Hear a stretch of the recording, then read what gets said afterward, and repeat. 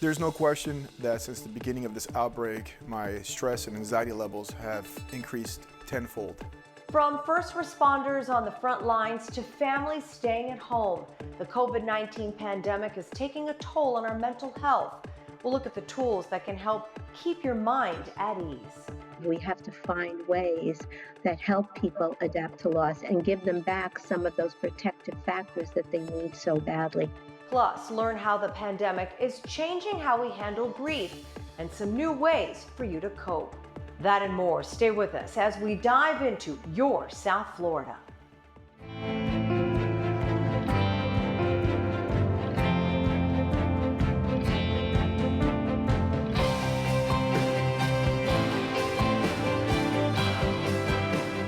Hi, I'm Pam Giganti. Welcome to your South Florida. Thanks so much for joining us. May is Mental Health Awareness Month, and the timing couldn't be more fitting for managing your mental well-being given the circumstances we are in at this moment. The COVID-19 pandemic has created a new reality for everyone, full of isolation, social distancing, and anxiety over what the future might hold. A sense of loss is also being felt by many, whether it's the loss of an old routine, a job, or the loss of a loved one. Many are struggling to process these feelings of despair and grief amid this pandemic. Earlier, I spoke with the Children's Bereavement Center's Mindy, Cassel and Dr. Daniel Sheridan to hear how they're helping the community find new ways to cope. Mindy, Daniel, thank you so much for joining us. We really appreciate it. Mindy, I want to start with you. You've always done such a wonderful job kind of walking us through a crisis or a tragedy or something that we're going through. Help us now during this pandemic. How are folks who have had a loss, could be from COVID-19, they've lost a loved one, or they've just lost somebody through this, and they can't be with that person because of social distancing and because of the stay-at-home orders? It's sort of compounded, isn't it? Because we've lost somebody and we can't be with them. Talk to us about how we cope with that. It's something that's really out of the box and not something that any of us have been accustomed to. Although there are situations, whether it's a military loss or losing somebody in an accident suddenly, and it kind of feels like the person is stolen from you, that they were here one minute and gone the next, and all of a sudden your life is turned upside down. And we are denied and really robbed of the rituals and the comfort that we have from our social network, the people in our family, our friends, our colleagues, all the people who care about us, who would reach out to us and support us during this time. So it's compounded because all the factors that we call protective factors, many of those are missing for us. So what we do at the Children's Bereavement Center, and one of the things that we work on, is helping people adapt to loss. And now this is only compounded and more challenging, more difficult, and yet we have to be creative. We have to find ways that help people adapt to loss and give them back some of those protective factors that they need so badly, mostly in social support. Daniel, I know you work with peer support groups, and obviously before COVID-19, you were doing this face-to-face. Now you've had to take these sessions virtual. Talk a little bit about that and how they work. So as a peer support group model where we offer free grief support groups to children, teens, and adults starting as young as 5 years old, we had an opportunity to move this completely online after COVID, and it's actually been a wonderful success. So participants can register online as they normally would. They can go to our website, www.childbereavement.org, register right away, and get put into a virtual support group that week if it fits for them. In those support groups, we try to keep things as regular and as consistent as possible if it were in person or if it were online. They're still getting the same type of support. They have an opportunity to connect with each other, get that sense of hope for the future, learn some coping strategies, problem solve with each other, and really build that sense of connection with each other that's often missing and needed after the death of a loved one. So it's been very successful, and it's actually given people the chance to join our groups who may not have been able to due to transportation reasons or health reasons.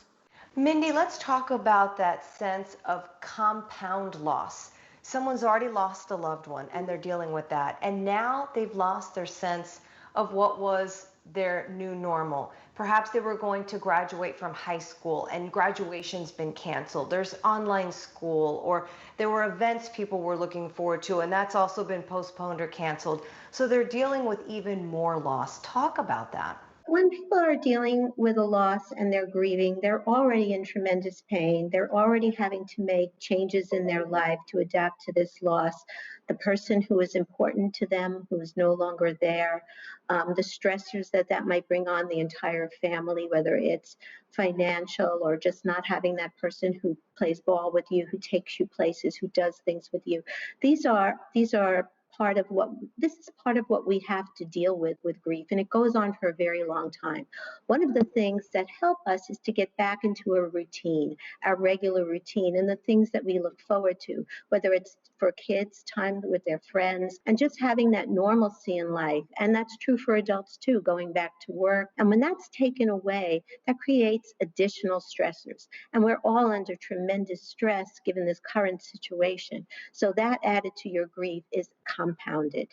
And one of the things that we have to remember is to change our expectations for ourselves and each other, to be kinder about those things. We can't do it all. We're going to need to be caring and understand that this is an adjustment of how do I not only do what I have to do at home, but how do I carry on with my work, my school, the other things, and really look at that and say, maybe we can't do everything we did before, but we're going to do our best. And that's good enough. And really to be compassionate, both with yourself, because you're not the person you were before, and that's true of somebody who's grieving. We can't be the same parent we are all the time when we're grieving now. And to give yourself compassion and to give each other compassion and kindness. And that's one of the things we see really the magic that happens in group, because when you can help one another, you feel stronger. And we could practice that within our families, and we can practice that hopefully with others out there, our friends, our family that we reach out to. Yeah. Daniel, I want you to chime in and talk about, in your groups that you're doing, you talk about strength spotting. Tell us what that is. Yep. So strength spotting is really looking at each individual as possessing certain strengths. We all bring to the table gifts, talents, and we really try to focus on that in our groups and bring that to light, bring that to the room, bring that to the attention of our participants. So some people are very organized.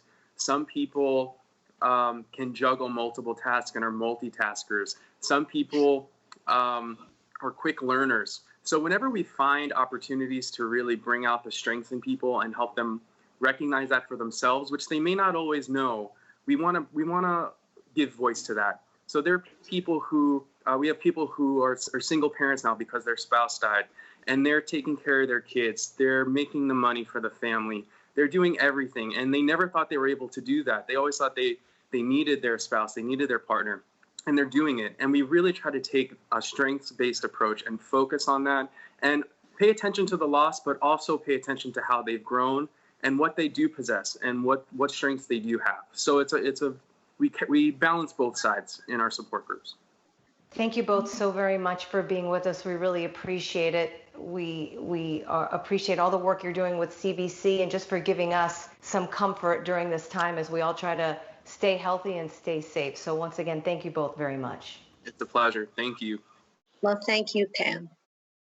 We'll have more about the Children's Bereavement Center and how you can register for their free virtual support groups. That's going to be on our Facebook page at Your South FL. Aside from virtual support groups, the practice of mindful meditation on your own is another way to manage the stress and anxiety that you might be experiencing during these uncertain times.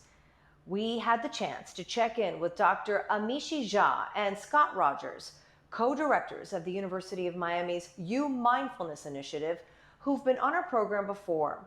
They share the benefits of making mindfulness a constant practice in our lives, especially right now. My name is Dr. Amishi, and I'm an associate professor in the Department of Psychology at the University of Miami. I'm a neuroscientist, and I study how the brain pays attention. I look at the brain systems that help pay attention. But after studying it for many years, what we realized is that it's also quite vulnerable and fragile. And the things that make it vulnerable are things like stress and poor mood and threat. So the way mindfulness training actually even entered my lab's research was because it was one of the only ways that people were reporting that it may actually help strengthen attention. My name is Scott Rogers.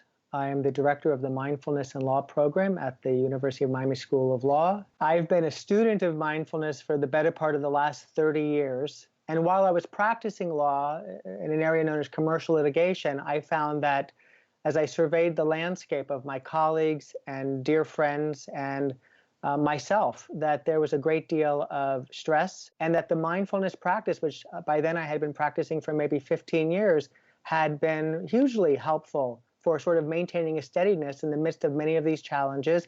And wanting to share that with others, I found that there was a lot of interest in the nature of the mind and becoming anxious and worried when thinking about the future, reflecting on the past and feeling regret. And I became very interested in wanting to share with others meaningful, accessible, enjoyable ways of better understanding mindfulness and being able to, in fact, engage in those practices. Mindfulness is the ability to pay attention to our present moment experience without a story about it, without judgment or emotional reactivity. It's about really being in the here and now without editorializing about what's happening. And that gives us more direct access to our lives. One of the things that's absolutely key when we think about mindfulness is providing people with a suite of exercises to train the mind to be better able to do this. The UMindfulness initiative was launched about a decade ago. Scott Rogers and I wanted to come together to really achieve three things regarding the offerings of mindfulness in our community.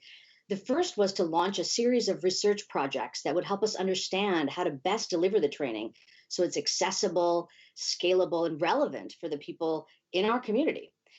And also see what the brain basis was of the kinds of changes that mindfulness training can help with. The second thing we wanted to do is begin offering public courses that anybody could take if they were interested in learning how to actually practice these different techniques.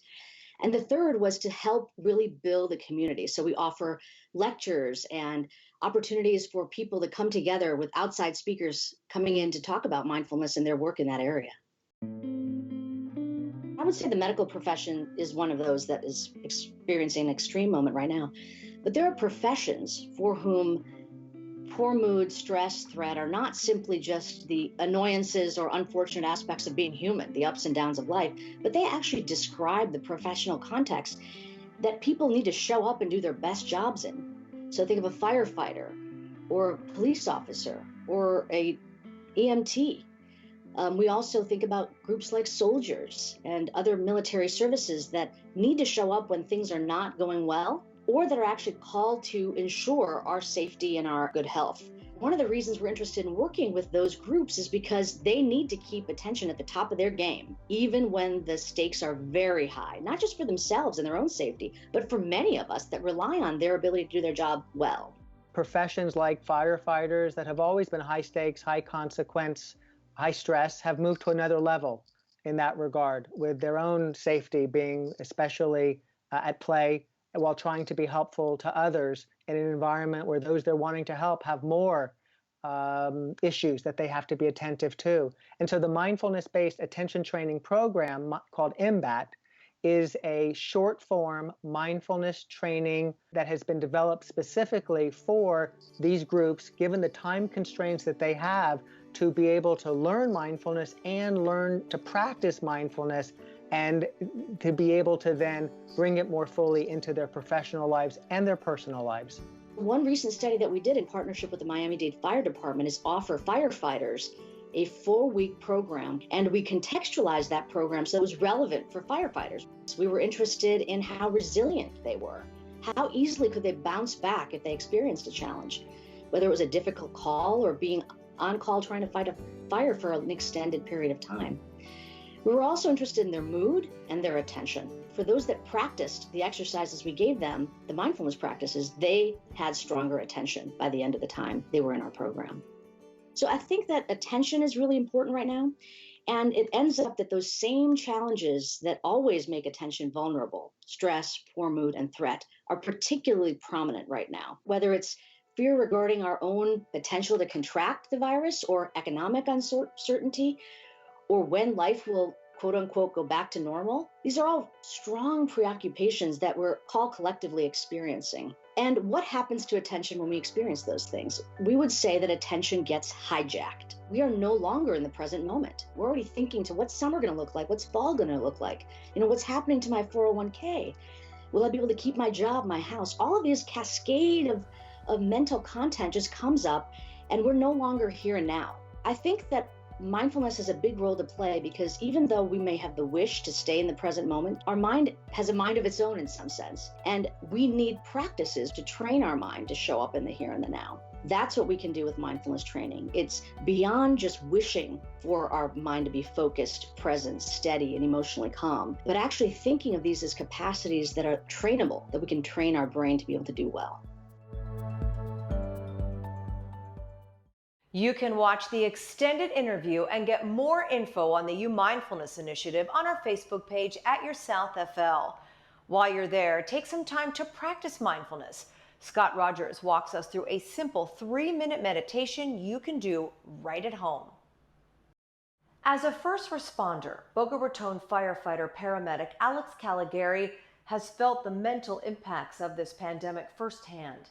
Alex and his son Marcus share with us how the stress has affected their family and how using mindfulness is helping Alex to cope. There's no question that since the beginning of this outbreak, my stress and anxiety levels have increased tenfold. And I've noticed it around home with my children. I tend to be a little more short with them, impatient. I also find myself to be very fatigued often after work. I come home and I just feel like lethargic. And a lot of it is it's just a big stress weighing on me. The hardest aspect of being a first responder right now is the fear that myself and a lot of my coworkers have of contaminating our family members.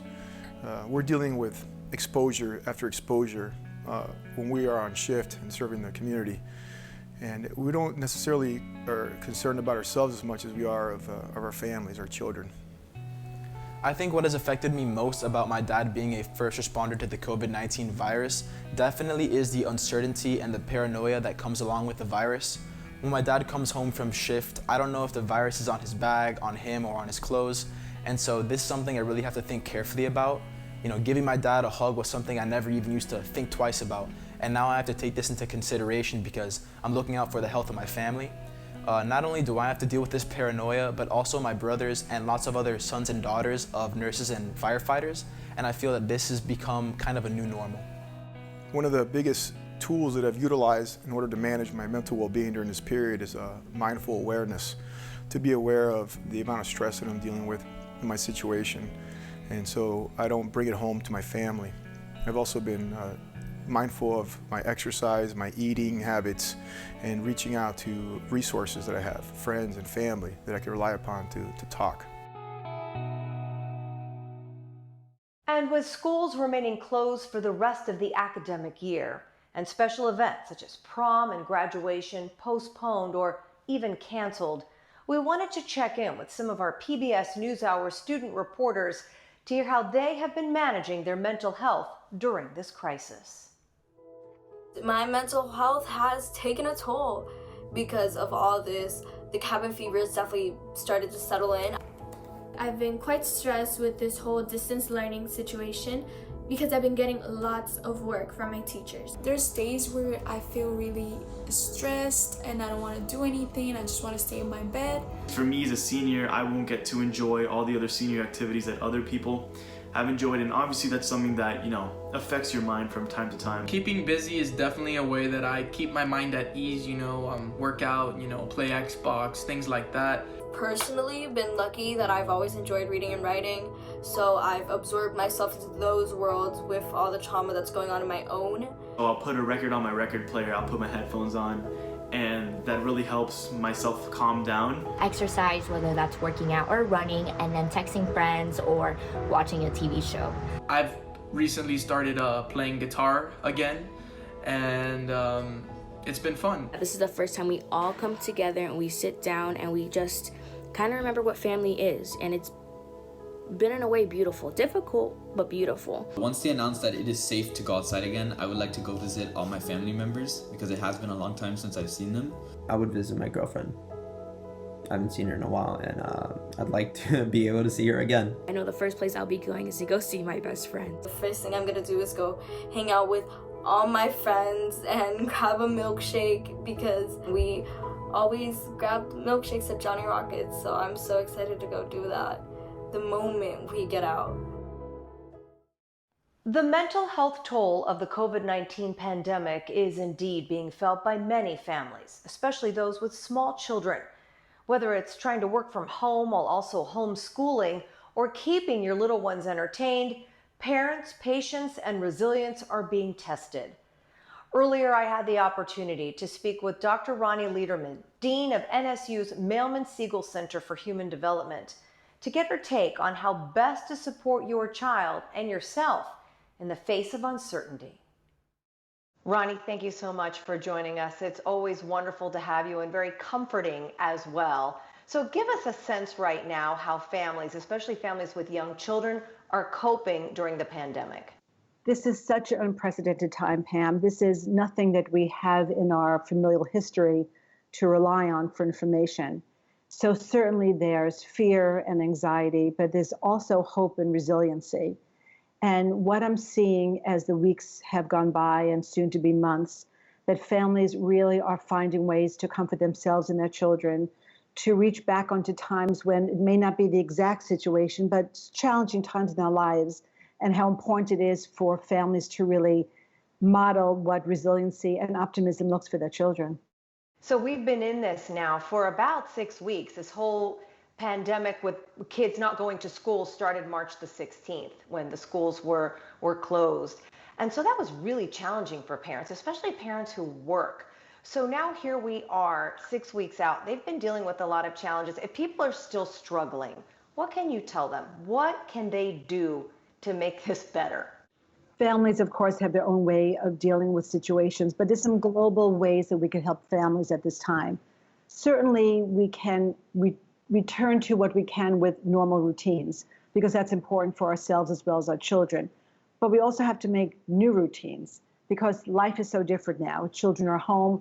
There is a lot of wonderful light at the end of this dark tunnel, where families are talking about the importance of being together all the time, but they're together all the time.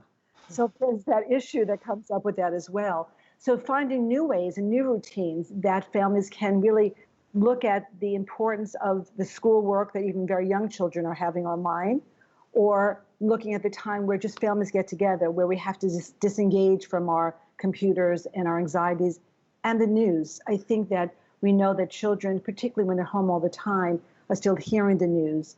And we have to really make sure that they are being not overwhelmed by what they're hearing or what they're seeing.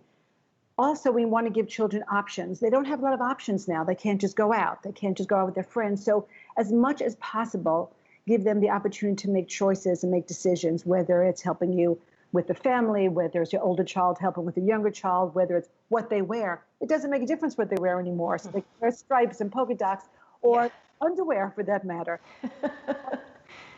One thing that I think that is so important is that your children will be expressing themselves very differently now. And we have to let children emote. We have to find ways to self-care, but we also have to let our children emote their express their feelings, because that's really important. And well, talk a minute about kids perhaps who are emoting too much. What about kids who are having some behavioral issues? That's got to be really hard for the parents. That is right on task, because that's exactly what we're going to say, is that new behaviors are going to be coming. Tantruming behaviors, regression, maybe bedwetting or not going to sleep alone, or more sibling rivalry. That happens, and there's no quick fix. But as a family, as a parent, you need to take a step back and realize what your child's going through. You know, the most important thing that young children want more than anything is to be near their loved ones. So they're going to be clingy, they're going to be staying with you a lot. Rather than push them away and want them to be more independent now, take that time to really give them the opportunity to cuddle with you, to talk to you, to be able to cry and emote. Those behaviors we will see gradually dissipate, but you will see a spike in that, particularly if we pay attention to the negative behaviors more than we really give a lot of information about you're here, I support you, I love you, it's okay to be scared, it's okay to be upset. Yeah. And it's important to validate that for children. Give parents who are watching some tangible things that they can do, because I know you and I have talked about there can be times in the day when mom or dad has to do work, and it's okay if the kids are kind of off to the side playing, and you had said maybe create a space for that. Talk a little bit about that. No matter what the size of your home, even a small nook would work. Just have a space where they have their things and you have your things, so that children know that this is going to be about 10 minutes. You could even set a timer for that child. But you can certainly at least give them the opportunity to play and to once in a while to scan over, make sure you're giving them some attention, because what's going to happen is more and more attention seeking all the time. And that's what gets validated, and that's what escalates negative behaviors. And also realize that to act our best as families, as parents, requires a lot of stress control for ourselves. So we may yell a little bit more than we did before. We may have our own meltdowns, and it's okay for your children to see some degree of stress in your life and to talk about that, to say, I'm tired, I need more sleep too, and that's really okay, because we want to make sure that our children are validated and that we're validated. And one thing that I think is so important, Pam, is when this first occurred, parents were told this is a time to spend more time together, to do some homeschooling with your children, to prepare meals together, clean out closets, do jigsaw puzzles, just have this wonderful family time. And that's just not realistic. It's almost absurd to think that we could be so productive and calm at this point. We need to know and to acknowledge that we have to lower expectations of our children's online time for school, of our own time in terms of productivity, and to really find that time again, that resiliency to come back and really dig deep and figure out a way that you can create a home that's supportive. And remember that children's greatest joy is to spend time with those that they're attached to and love.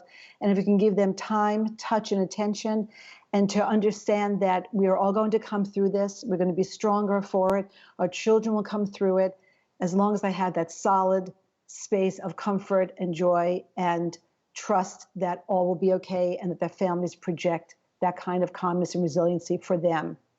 Ronnie, thank you so much. We really appreciate all of your words of wisdom and your calm demeanor just helping us get through all of this. So we really appreciate it. Thank you so much. Thank you, Pam, as always. We'll have more information on everything we discussed on today's program, plus additional resources on our Facebook page at Your South FL. Thanks for joining us. We hope you'll join us again next time. Until then, stay safe and healthy. Thanks for watching.